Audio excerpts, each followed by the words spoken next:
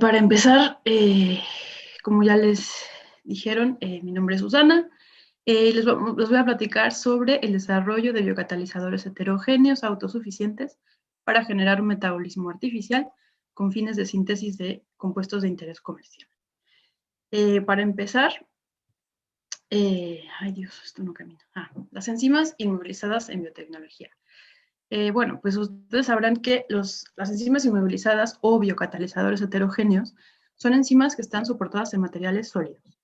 Estas enzimas se pueden utilizar en varias aplicaciones, como en la biotecnología azul, en biosensores, en tratamiento de aguas, en la biotecnología verde, en lo que son los agroquímicos, descontaminación de suelos, también en la biotecnología roja para terapia enzimática, síntesis de fármacos, en el uso de biosensores también, y en la biotecnología blanca para la manufactura de polímeros, biocombustibles, aditivos alimenticios y también para la producción de energía.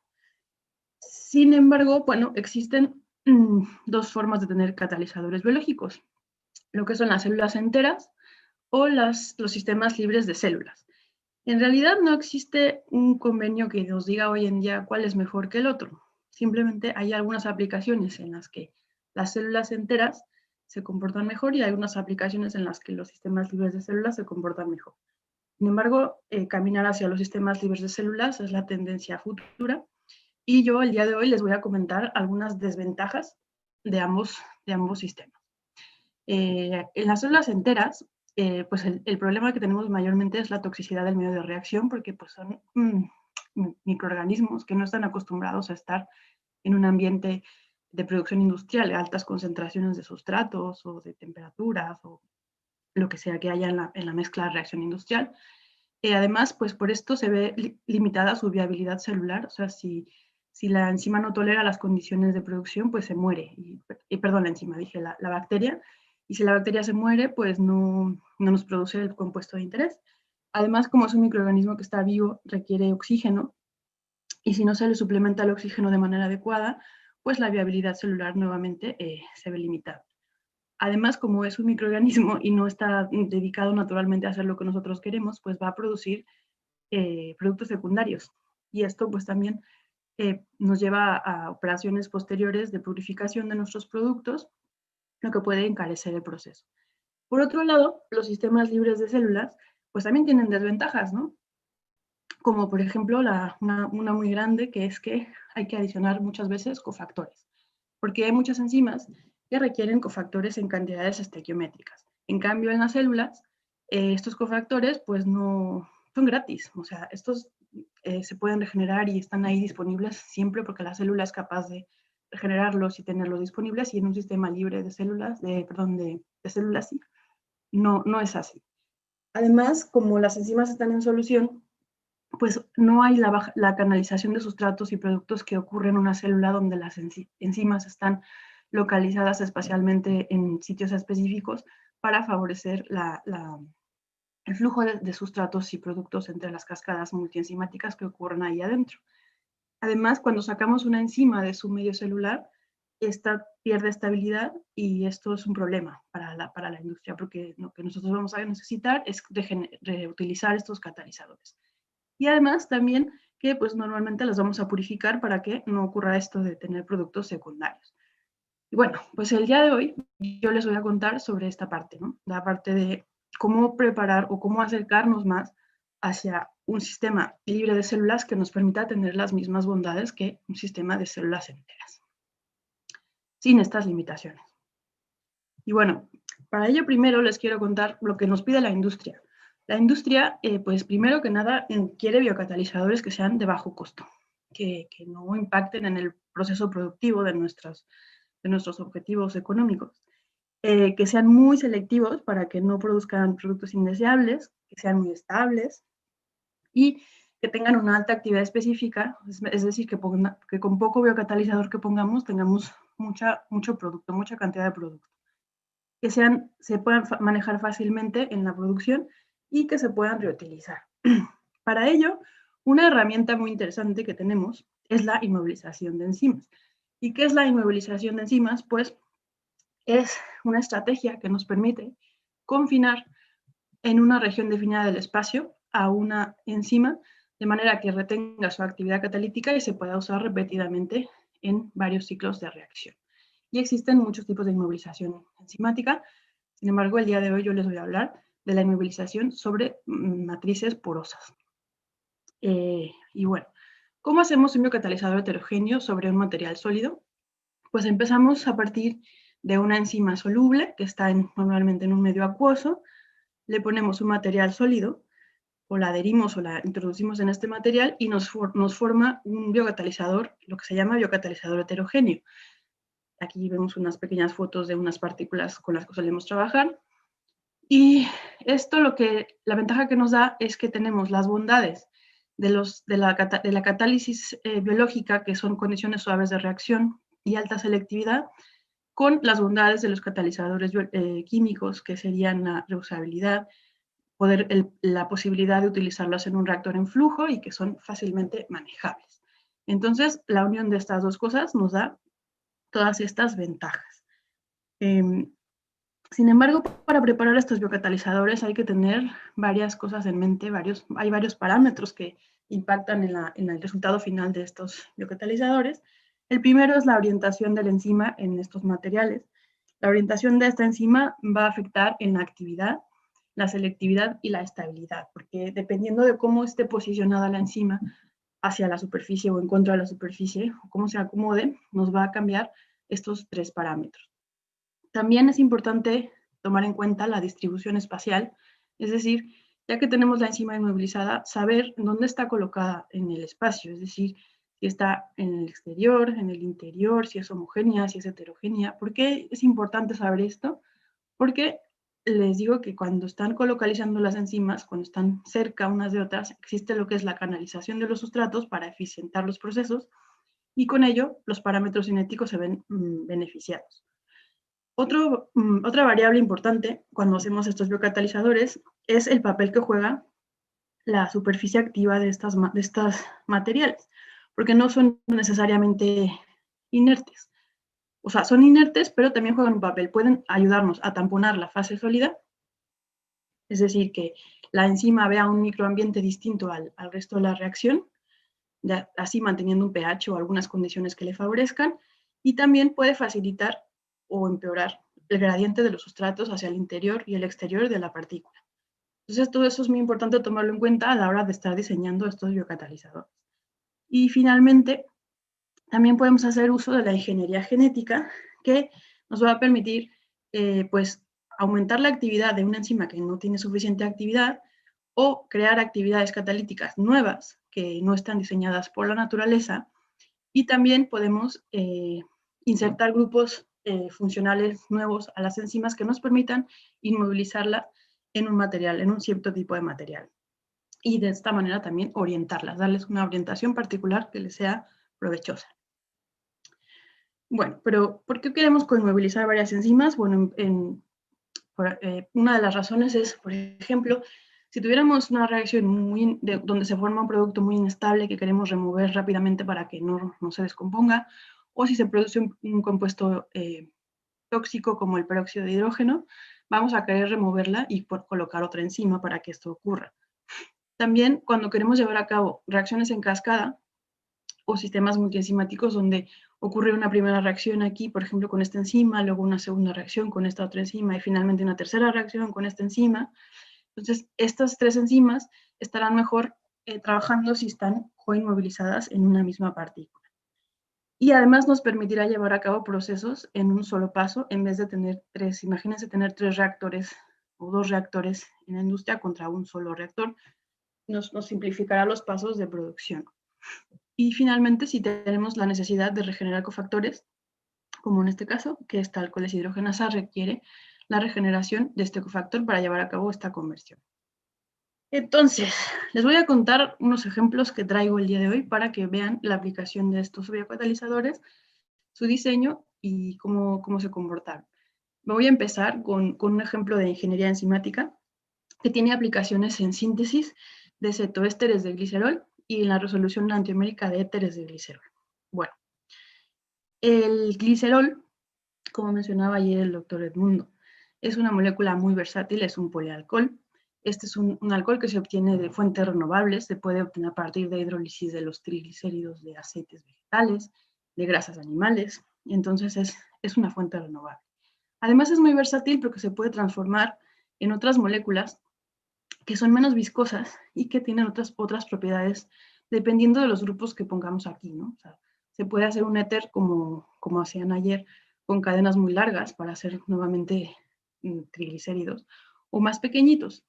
Entonces, estos tienen interés industrial. Por ejemplo, yo les quiero contar ahora que hay muchas moléculas de la farmacia que tienen esta misma estructura. Por ejemplo, aquí la guaifesina, que se usa para el tratamiento para preparar jarabes contra la tos, o para la mifenoxalona, para lo que es la relajación muscular, el propanolol y el atenolol, que se utilizan como para tratar enfermedades cardiovasculares. Aquí nuevamente vemos la estructura esta, y el levolusol, que se usa para tratamiento de enfermedades cardiovasculares cerebrales. Entonces, estos fármacos son algunos ejemplos de lo que se puede construir a partir de estas moléculas. Entonces, como verán, tienen un importante interés como bloques de construcción en síntesis de productos de química fina o de farmacia. Y no solo eso, el glicerol se puede convertir en estos éteres para hacer nuevos solventes verdes, que tienen la ventaja de que son mucho menos viscosos que el glicerol, porque el glicerol es bastante viscoso y esto entorpece la agitación en un proceso. En cambio, estos éteres tienen una viscosidad mucho más baja, lo que hace que se pueda favorecer la agitación del medio de reacción y así promover la eficiencia catalítica del proceso, y se pueden ajustar sus propiedades a medida, como ya lo he dicho, cambiando los sustituyentes en estas posiciones. Además, son mucho menos tóxicos que los solventes tradicionales de la química, como el tolueno, el etano, todos estos, y se pueden usar como componentes de los solventes eutépticos profundos, los que se suelen obtener a partir de mezclas con colina, por ejemplo, los que también se comentaban el día de ayer. Sin embargo, también es interesante producir nuevos tipos de estos solventes, que sería oxidando la posición 2 de esta molécula para formar esta acetona.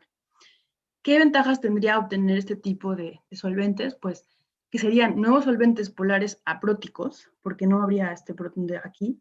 ¿Esto qué ventaja traería? Que tendrían menor punto de ebullición, serían más volátiles, sería más fácil removerlos de un proceso productivo. Y además también su estructura se puede usar ampliamente para lo que es la construcción de otras moléculas de interés. Sin embargo, las metodologías químicas reportadas para esta reacción tienen la desventaja de que los rendimientos son muy bajos, se requieren temperaturas muy altas para llevarlos a cabo y son muy poco selectivos. Entonces, nuestra propuesta aquí fue, pues vamos a usar unas enzimas, como siempre hacemos nosotros. A partir de materias primas renovables, como el etanol y el glicidol, se hace una alcólisis, se obtiene el éter de glicerol en una mezcla racémica y luego se hace una oxidación enzimática selectiva. Primero, como es una oxidación selectiva, uno de los enantiómeros no reaccionará, o sea, no se va a oxidar, quedando enantioméricamente puro para usarse en química fina, y por otro lado, el otro sí se va a oxidar, formando la acetona de estos ésteres para usarse como un nuevo solvente verde.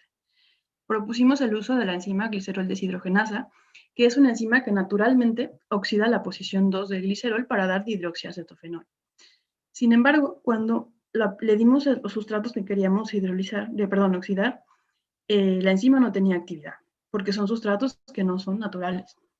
Lo que ocurría es que tienen un volumen aquí muy grande y no son capaces de acomodarse adecuadamente en el sitio catalítico de estas enzimas. Entonces decidimos hacer mutagénesis dirigida, cambiando las posiciones de esta leucina, de esta valina y de esta tirosina, para dejar más espacio dentro del sitio catalítico. Entonces, conforme fuimos haciendo las mutaciones, vemos cómo va aumentando el área accesible al solvente, es decir, que hay más espacio para que esto se traduce como mayor espacio en el sitio catalítico. Pero lo que podemos ver es que la actividad contra su sustrato natural disminuía. O sea, íbamos perdiendo actividad con su sustrato natural. Pero bueno, esto no nos preocupaba mucho. siempre que se ganara actividad con esto. Entonces aquí les pongo la actividad de toda la enzima nativa y todas las mutantes. Aquí vemos con el glicerol como la enzima tiene la mayor actividad, mientras que con los demás éteres, aquí un metilo, un etilo, un propilo, un isopropilo, un butilo, un trifluorado, un anillo bencénico, uno disustituido, otro disustituido, y no tienen casi actividad. Sin embargo, hacer la mutación de esta valina fue todavía peor. O sea, aumentarle el espacio con esa valina no nos ayudó en absolutamente nada. Tuvimos incluso menos actividad. Sin embargo, la leucina 252, cambiándola por una alanina, que ocupa mucho menos espacio, nos dio muchos mejores resultados. Aquí vemos cómo con el sustrato que tiene un etilo, tenemos una actividad incluso mayor que la que tiene la enzima nativa con el glicerol. Y este sustrato también, el que tiene los 3 fluores, también es muy activo. Y también con este y con este. Entonces, bueno, al menos esta mutación fue efectiva, fue eficiente. Y la combinación de las otras mutaciones, pues ya no resultó bien. Entonces, pues esas ya las descartamos. Y lo que les contaba, aquí vemos en el sitio activo cómo está la leucina, que cuando está en la forma nativa y cuando la cambiamos por una alanina, se abre este hueco para dejar espacio para que se acomoden este tipo de sustituyentes en el sitio catalítico. Y bueno, una vez que habíamos seleccionado esta enzima, dijimos, pues vamos allá, vamos a hacer el proceso. Y lo que queremos es producir el solvente verde y resolver la mezcla enantiomérica al mismo tiempo. Entonces, para ello, esta enzima también requiere cofactores y hay que poner una segunda enzima que sea capaz de regenerar el cofactor a partir de oxígeno, pero produce peróxido de hidrógeno. Este peróxido de hidrógeno es muy tóxico, ya les había comentado, que daña las enzimas y puede reaccionar con los demás compuestos. Entonces ponemos una tercera enzima, que es la catalasa, que puede descomponer este peróxido de hidrógeno, producir agua y también produce CO2, que no está aquí, pero bueno. Y luego, bueno, teniendo esta cascada, hacemos que el proceso sea mucho más económicamente más viable. Entonces empezamos a inmovilizar este sistema trienzimático. Para ello usamos la química de la cobalto-agarosa, ya que estas enzimas tenían, les pusimos una cola de histidinas para facilitar su inmovilización en una superficie que tuviera una activación de cobaltos, y la catalasa y la NADH oxidasa se inmovilizaron a través de glioxilagarosa, que es una resina que tiene grupos aldehído en su superficie y forma muchas uniones con las lisinas de las proteínas y uniones covalentes. Entonces vimos los parámetros de inmovilización, vemos que todas las enzimas se inmovilizan muy bien, o sea, más del 80% se retiene en la matriz. Sin embargo, la actividad específica, o sea, la actividad que se recupera es muy bajita, se pierde casi el 80% de la actividad, menos, y aquí todavía más, el 92%. Sin embargo, con esa actividad que queda es suficiente para llevar a cabo la conversión. Entonces, ya que estaban inmovilizadas, nos fuimos a probarlas en reactores en lote desde 1 hasta 5 mililitros, y aquí empezamos con lo que es la síntesis de la acetona de este éter de glicerol. Empezando por una concentración de 25 milimolar, vemos que a las 24 horas se alcanza la mitad de la conversión y se mantiene entre 48 y 72 horas, lo que quiere decir que esta enzima es muy selectiva y nos deja intacto a este enantiómero, el enantiómero R. Sin embargo, cuando subimos la concentración a 100 milimolar, la conversión baja a 33% del producto y se mantiene. Y eso quiere decir que, bueno, después nos dimos cuenta que este producto también inhibía a la enzima como lo hace el sustrato natural de la glicerol deshidrogenasa. Entonces es necesario aquí implementar una técnica de remoción in situ del producto para que no se inhiba la enzima. Pero bueno, debido a la extensión del trabajo, pues ya no lo incluimos aquí. También evaluamos la resolución enantiomérica de este otro sustrato, que es el que tiene fenilo, y vemos como después de 72 horas la enzima ha llegado al 50% de conversión y dejando el enantiómero R prácticamente en casi 100% de exceso enantiomérico, ¿no? Muy alto. Entonces, pues, estas reacciones pudieron llevarse a cabo. Además, acoplamos lo que es el paso de síntesis quimioenzimática, que es el paso anterior de la síntesis éter de glicerol, que es a partir del glicidol y del etanol en medio alcalino, llegar hasta acá. Entonces, cuando se le pone a la enzima, al sistema enzimático, la mezcla racémica pura, pues se logra esta conversión. Cuando se pone la mezcla de la reacción química, pero sin etanol, también se logra la misma conversión. Y cuando se pone la mezcla de reacción entera sin quitar el etanol, solamente neutralizando, también se alcanza la misma conversión. Es decir, que se puede partir desde aquí y llegar hasta acá. O sea, que no necesitamos pasos de entre medias de purificación y cosas así. Además, el sistema se pudo reutilizar varias veces. Estos son ciclos de 24 horas. Aquí estamos hablando de que son 6 días con los sistemas reutilizándose sin pérdida de actividad. Entonces, pues bueno, aquí ya se favorece lo que se perdía de actividad, ¿no? Y bueno, ahora les voy a contar otro ejemplo, que es lo que es la importancia de la química de la superficie, y para ello les voy a contar de la aplicación de la síntesis de L-aminoácidos.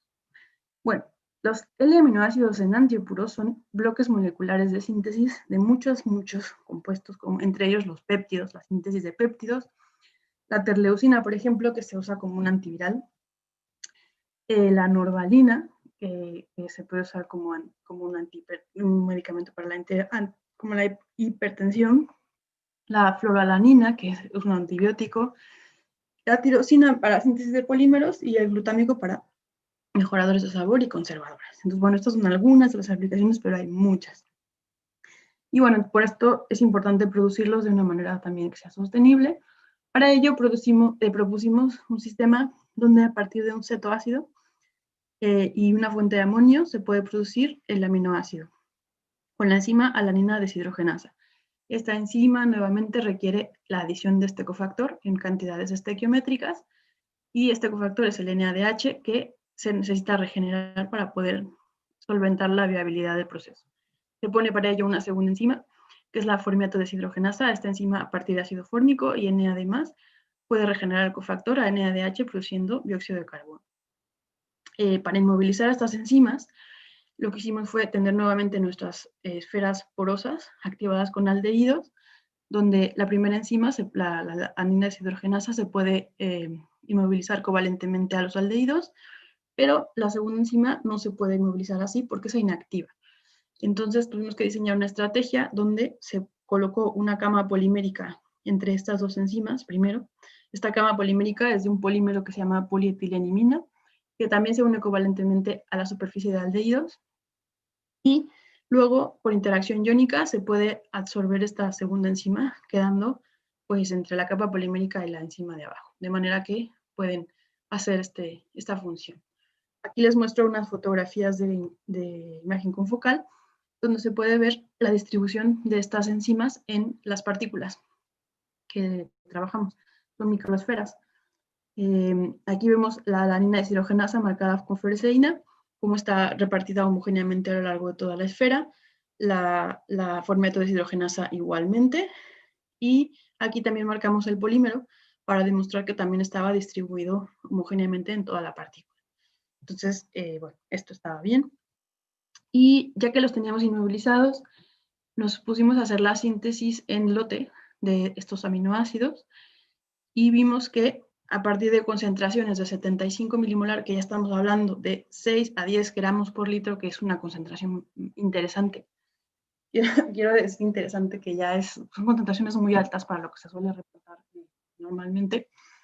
Y alcanzamos rendimientos desde 100%, 91, 84, 36, dependiendo del aminoácido, y manteniendo una muy alta enantioselectividad. Y bueno, motivados por estos resultados, dijimos, vamos a llevar a cabo la síntesis de norvalina, pero en flujo. Entonces, empacamos nuestros biocatalizadores aquí, en una columna en flujo, y empezamos a alimentar la mezcla de reacción. Vimos como después de 8 días de estar andando el reactor, el sistema perdió el 50% de su actividad, manteniendo el 100%, o sea, toda la enantioselectividad. Y si calculamos un factor E, que es el factor de la química verde, que nos habla del total de desperdicios que se producen en un sistema productivo, es decir, entre más alto es este factor, más contaminante es este proceso. Entonces vamos a buscar siempre que este valor sea más bajo, para que sean procesos más limpios. Entonces, el sistema insoluble, este mismo sistema, para alcanzar las conversiones altas, pues tiene un factor E de alrededor de 4, donde el mayor aporte, el mayor desperdicio es el amonio, porque esta reacción requiere un exceso de este sustrato para llevar a cabo la migración. Y luego, si hacemos el sistema en batch para alcanzar las mismas conversiones, en lote, perdón, el biocatalizador es el que nos está dando el mayor aporte en el factor E, es decir, que si no lo reutilizamos o si no lo usamos no logramos disminuir su cantidad, pues se vuelve un desperdicio muy importante. Cuando pasamos a flujo, vemos que este impacto, o sea, la contribución del biocatalizador disminuye muchísimo, por eso es la importancia de trabajar en reactores en flujo, y ahora el amonio es el que nos daba el mayor factor, la mayor contribución en el factor E, porque por esta pérdida de actividad. Sin embargo, si hubiéramos podido mantener esta actividad aquí arriba, hubiéramos alcanzado esta condición ideal, donde en este sistema, a pesar de que estamos usando un biocatalizador, somos capaces de igualar el factor E de un sistema insoluble. Por eso es la importancia de poder reutilizar nuestros sistemas y llevarlos a trabajar en flujo. Y bueno, ahora les voy a contar sobre otra aplicación interesante, que es la síntesis de aminoalcoholes. Y aquí de lo que les voy a hablar es sobre la organización espacial de las enzimas que están inmovilizadas en las partículas. Entonces, bueno, pues los aminoalcoholes, como aminas que son importantes porque son bloques también moleculares de síntesis en la industria de polímeros, de colorantes, también de compuestos bioactivos, para la industria de farmacia, agroquímicos y para la síntesis química.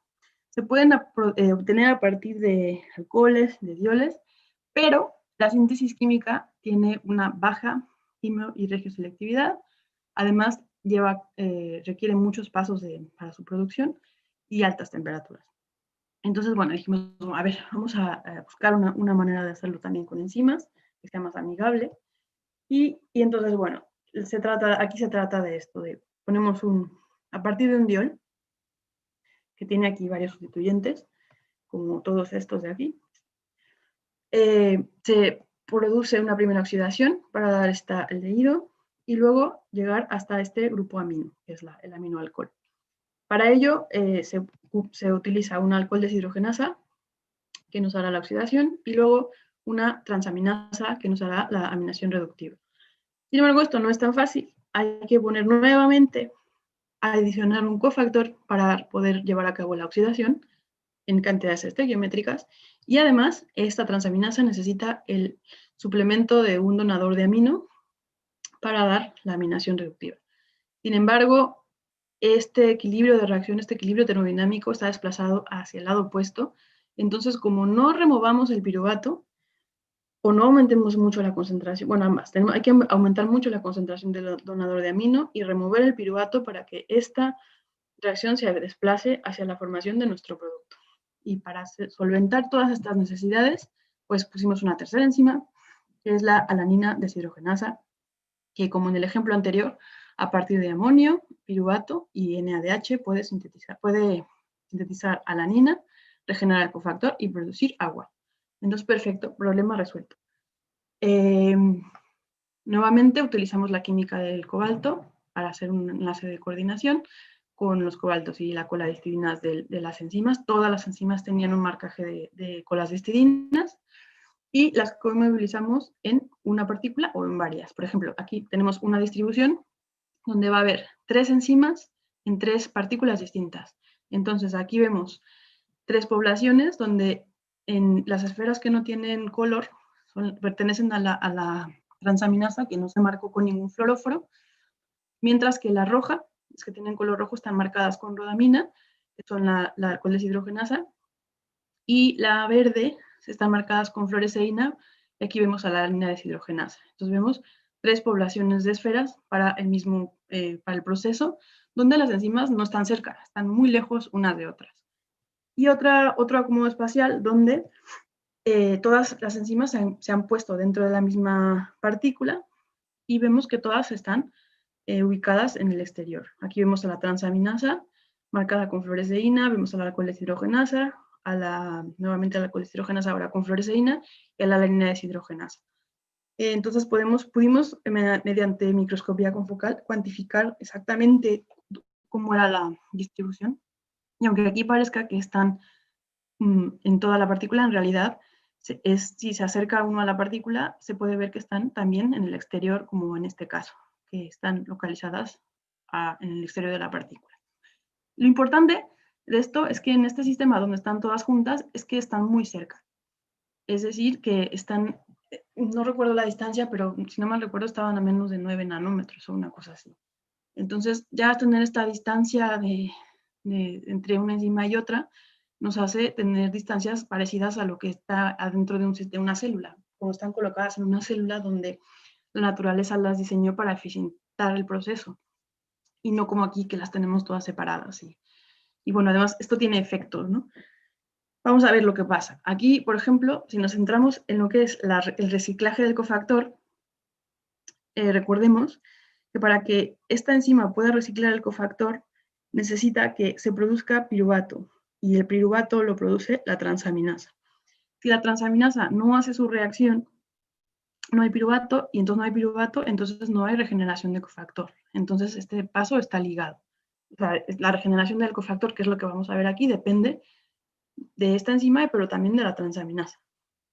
Entonces, en una situación donde tenemos una concentración de cofactor no demasiado limitante, vemos que si comparamos dos transaminasas, aquí les cuento el ejemplo de la transaminasa de Pseudomonas fluorescens y la transaminasa de Chromobacterium. La transaminasa de Pseudomonas es más eficiente en esta reacción y no le importa, o bueno, no es que no le importe, da igual el resultado si el sistema está inmovilizado por separado, ahí, que si está inmovilizado en la misma partícula. Es decir, alcanzamos las mismas conversiones y las mismas tasas iniciales de reacción. Sin embargo, esta transaminasa, que es mucho menos eficiente que la otra, al estar separada, el sistema inmovilizado por separado y estar todas juntas, vemos el doble de conversión y también un aumento en la velocidad inicial de reacción. Ahora, esto se ve más marcado cuando pasamos a una concentración menor de cofactor, o sea, una cantidad de cofactor mucho más limitante que esta. Es decir, que en esta condición necesitamos que el reciclaje sea mucho más eficiente, porque hay una cantidad muy pequeñita de cofactor. Entonces, aquí sí que aunque esta enzima, la transaminasa también sea eficiente, vemos una diferencia entre que estén todas separadas o todas juntas. Vemos casi el doble de conversión y el doble de las velocidades iniciales, y nuevamente lo mismo pasa con la transaminasa, que es menos eficiente. Además, el cofactor, aquí vemos el TTN, que es el número de veces que el cofactor se recicla en el proceso. Con la transaminasa, que es más eficiente, independientemente de la separación y la concentración, se alcanzan 40 veces que se recicla el cofactor, y cuando están la concentración limitante de cofactor y todas juntas, es cuando tenemos el mayor número de veces que la enzima, bueno, el sistema completo puede regenerar el cofactor. Entonces, vemos una diferencia en la eficiencia del proceso al estar separadas o juntas, y bueno, aquí es todavía más marcado, ¿no? Cómo se va aumentando conforme pasamos de separadas a juntas, a concentraciones no limitantes y limitantes. Y bueno, ya que estábamos aquí, dijimos, bueno, a ver, ¿qué pasa si desacoplamos el paso de transaminación al paso de oxidación? Es decir, hacemos que esta enzima trabaje sola, y ahora que el cofactor se regenere con otra enzima, la NADH oxidasa, y entonces ya no dependerá el paso de oxidación del paso de transaminación. Y esto quizá pueda hacer que la cascada sea más eficiente. Entonces, aquí les muestro los diferentes sustratos para producir estos aminoalcoholes con estos sustituyentes. Aquí vemos el primer ejemplo con la transaminasa menos eficiente, la segunda transaminasa más eficiente, y cuando ponemos esta transaminasa, pero con esta cuarta enzima. Desacoplando el paso, vemos que tenemos las velocidades más altas en todos los casos, y los rendimientos también más altos. O sea, cuando tenemos las cuatro enzimas trabajando, vemos siempre que alcanzamos mayores rendimientos que teniendo solamente las tres enzimas y mayores velocidades iniciales. Es decir, que sí funcionó desacoplar el paso de regeneración del cofactor. Además, este sistema se pudo reutilizar hasta 3 veces, donde aquí en la tercera vez se perdió, en la cuarta vez se perdió más del 60% de la actividad, y esto se debió principalmente a que la transaminasa era la que estaba perdiendo mucha actividad. O sea, esta y la NOX no estaban estables, pero la transaminasa era la que estaba perdiendo su actividad. Entonces, bueno, luego ya hicimos otros estudios, si lo quieren ver, echarle una revisada. Hicimos un estudio de cómo poder estabilizar esta transaminasa mediante también técnicas de inmovilización para que pudiera llevar a cabo estas conversiones sin caer aquí, ¿no? Hasta aquí les contaremos cómo alcanzamos ya hasta 6 días sin perder actividad. Entonces, perfecto. Bueno, ahora les voy a contar el último ejemplo que les traigo el día de hoy, que es sobre la caracterización avanzada de estos biocatalizadores, y la aplicación es la inmovilización de cofactores. Ya vieron lo importantes que son. Bueno, las oxidorreductasas son una familia de enzimas que dentro de esa clasificación hay muchas enzimas interesantes para la síntesis química, como las oxigenasas, las peroxidasas, oxidasas, deshidrogenasas, reductasas, bla, bla, bla. Sin embargo, todas ellas necesitan cofactores. Y bueno, les he dicho que son caros, pero ¿qué tan caros son? Pues imagínense, yo estaba viendo aquí la página de Sigma el día de la semana pasada. Y el NADPH, bueno, hay uno más caro, pero bueno, yo los ejemplos que les traigo son con estos cofactores. Entonces, el NADPH, pues imagínense tener que poner 32,000 pesos para los que están en Europa, alrededor de 1.500 euros a una reacción. Imagínense el precio de esto por gramo. Entonces, esto es inviable, totalmente. O sea, olvídenlo. Si no los regeneramos o no los reutilizamos, es imposible. Entonces, ¿qué hicimos? ¿Qué propusimos? Pues vamos a coinmovilizarlos también. ¿Cómo lo hicimos? Aquí tenemos un material que nuevamente es la gloxilagarosa, que tiene grupos aldehído. Estos grupos aldehído, primero inmovilizamos a la enzima mediante las lisinas, formando estos enlaces carbono-nitrógeno. Luego ponemos un polímero cargado, que es la polietilenimina, que también, al igual que la enzima, forma enlaces con las aminas primarias y el aldehído, y queda unido irreversiblemente. Y luego pusimos otra molécula, que es un diepóxido, que es capaz de reaccionar con los aminos de este polímero de polietilenimina y dar un grupo aquí libre para inmovilizar otra enzima. Entonces, ahí tenemos nuestra segunda enzima. Tenemos dos enzimas que, bueno, ahora les cuento la reacción, pero aquí esta es la enzima principal de nuestro sistema. Esta enzima va a regenerar el cofactor y en medio una cama polimérica donde se puede anclar el cofactor.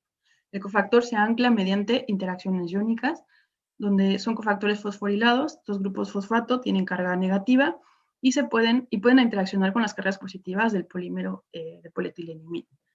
Entonces, con esta estructura logramos coinmovilizar tanto cofactores como enzimas.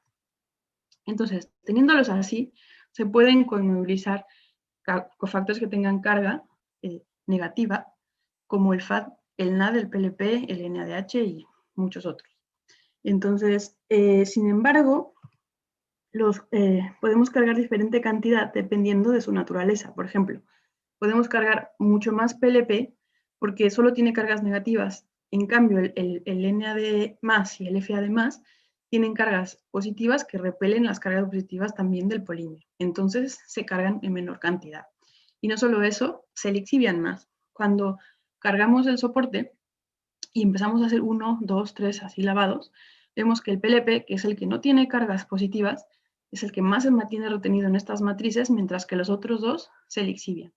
Pero se lixivian hasta un punto. O sea, aquí ya como pueden ver empieza a haber un plato donde ya no caen más. Entonces, con esta cantidad es suficiente para llevar a cabo la catálisis enzimática. O sea, a pesar de que el cofactor está aquí inmovilizado, tiene cierta libertad para entrar en la enzima, salir y volver a la otra, regenerarse y regresar. Entonces, con esta estructura de tipo sándwich, vemos aquí la enzima, aquí la reacción modelo que utilizamos para este sistema es un alcohol deshidrogenasa, que es la que está aquí abajo, el polímero cargado aquí en medio, donde está el cofactor, y encima la enzima que regenera el cofactor. O sea, aquí está entre medias el cofactor y las dos enzimas. Y nuevamente por microscopía confocal podemos ver la distribución de las dos enzimas marcadas con fluoróforos y el cofactor que tiene autofluorescencia. Luego, la viabilidad, como les decía, cuando la enzima está soluble y el cofactor está soluble, o sea, este caso, es la mayor biodisponibilidad, es decir, el cofactor está disponible para que la enzima lo utilice. Cuando inmovilizamos la enzima, en este caso, y el cofactor está soluble, la viabilidad baja terriblemente, menos del 4% de disponibilidad, porque el cofactor tiene que viajar al interior de la partícula y esto pues causa problemas. No está tan disponible. Sin embargo, cuando tenemos la enzima ahora inmovilizada, el cofactor inmovilizado y la enzima soluble, la viabilidad aumenta muchísimo. Y más aún cuando la enzima está inmovilizada y el cofactor está inmovilizado. Entonces, este problema que teníamos aquí hasta se resuelve cuando ponemos el cofactor cerquita de la enzima, que está disponible, ¿no? Entonces, aquí les voy a poner un ejemplo, una reacción que se ve, que además se mantiene. Estos son unos videos donde nosotros estamos monitoreando esta reacción. Entonces, vemos cómo podemos... primero es este ejemplo, el verde, donde poner ácido fórmico y este sustrato, si el cofactor se regenera, esta absorbancia no va a aumentar, o sea, se va a mantener constante. Si esta absorbancia disminuyera, querría decir que no está regenerándose el cofactor, porque este cofactor tiene absorbancia, y cuando se cambia a Na+, deja de tener absorbancia. Entonces, ese video que es este, van a ver que la partícula mantiene su fluorescencia. O sea, si se fijan, ahí está pasando el tiempo y la partícula está azul. No ha cambiado de color. O sea, la fluorescencia, a pesar de que la reacción está caminando, el cofactor está ahí. Y en este caso, aquí lo que hacemos es poner solo ácido fórmico y entonces esta fluorescencia va a aumentar. Y ya no, como no hay este sustrato, lo único que va a pasar es que la FDH, la formato deshidrogenasa, va a pasar todo el NAD a NADH. Y vamos a ver cómo aumenta la fluorescencia de esta partícula a través del tiempo. ¿Ven cómo se pone azul con el tiempo? Entonces, no solo eso, no solo se pone azul, o sea, sino que el cofactor permanece dentro de la partícula, no sale de la partícula cuando está trabajando el sistema, o sea que sí está inmovilizado, y a pesar de que está en un equilibrio de absorción-desorción, no se sale del medio de la partícula, pero podemos tenerlo trabajando aquí. Entonces, ya que estaba así, decidimos ponerlo en un reactor, o sea, el biocatalizador heterogéneo autosuficiente, donde ya está conmovilizado el cofactor, ya no tenemos que adicionarlo, y vemos esta reacción modelo, donde como pasa el tiempo, la conversión empieza alta, y después de 120 horas baja al 80%, pero vemos cómo se va acumulando el número de veces que se regenera el cofactor. Es decir, que aquí ya no estamos adicionando cofactor y podemos reciclarlo hasta 85 veces. O sea, está muy bien, porque ya se pueden usar en sistemas en flujo, no tenemos que estar adicionándolo y se puede regenerar eficientemente. Y bueno, estos son todos los ejemplos que les traigo. Ahora les voy a hablar de las conclusiones.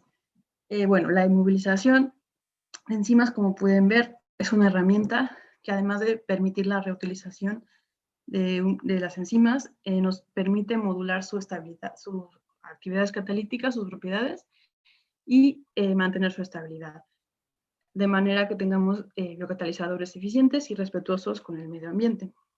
Además, es muy importante recordar que las enzimas inmovilizadas tienen la orientación y la distribución que tengan en estos materiales es muy importante para sus propiedades catalíticas, las cinéticas de